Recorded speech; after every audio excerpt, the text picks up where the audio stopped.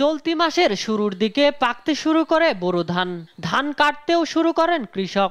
ইতোমধ্যে প্রায় 40 ভাগের বেশি ধান কাটা হয়েছে। কিন্তু হঠাৎ করে গত 3 থেকে 4 দিনের বৃষ্টিতে খেতে জমে গেছে পানি। ফলে পাকা ধান নিয়ে বিপাকে কৃষক। এখনো বেশিরভাগ ধান মাঠেই রয়ে গেছে। কয়েকদিন তলিয়ে থাকায় ধানে গজানো শুরু করেছে চারা। ডিসেম্বরের উপরে হয়েছে মন ধান। এখন আমরা বৃষ্টির কারণে লইতে পারতেছি না। বৃষ্টি বন্ধ না হলে তো ধান লইতে পারতেন না। একটা বদিলে 800 হচ্ছে 900 টাকা 1000 টাকা চলে। যা গাড়ি বাড়িতে নিছিলাম এখন শুকাইতে পারতেছি না টানা বৃষ্টির কারণে। বুঝছেন, আমাদের ধানের অবস্থা খুব খারাপ।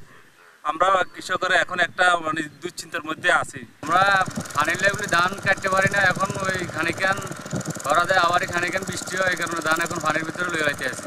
এছাড়া করণীয় আর কিছু নাই। বৃষ্টিতে পাকা ধান ঘরে তুলতে কৃষকরা বিপাকে পড়েছেন স্বীকার করে জেলার কৃষি কর্মকর্তা বলেন, মাঠ পর্যায়ে কৃষি অফিসাররা বৃষ্টি পরবর্তী ধান ঘরে তুলে ফেলার পরামর্শ দিচ্ছেন। সাময়িক একটা এখন বিপর্যয় বলা যায় যে বৃষ্টির কারণে কৃষক কাটতেছেন না। কৃষককে বিশেষ করে যেহেতু বৃষ্টিপাতের সম্ভাবনা সামনেও আছে, 80% কাটলে যাতে দ্রুত গতিতে কেটে বাসায় নিয়ে আসে।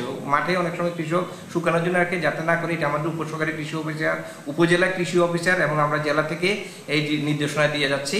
জেলা কৃষি সম্প্রসারণ অধিদপ্তরের তথ্য মতে জেলার 9টি উপজেলায় এবছরের বোরো ধান চাষের লক্ষ্যমাত্রা ধরা হয়েছিল 1,650,000 হেক্টর, যার উৎপাদন লক্ষ্যমাত্রা ধরা হয় 4,75,582 মেট্রিক টন। তবে আবাদ হয় 1,04,086 হেক্টর জমিতে। নিউজ ডেস্ক, দেশ টিভি।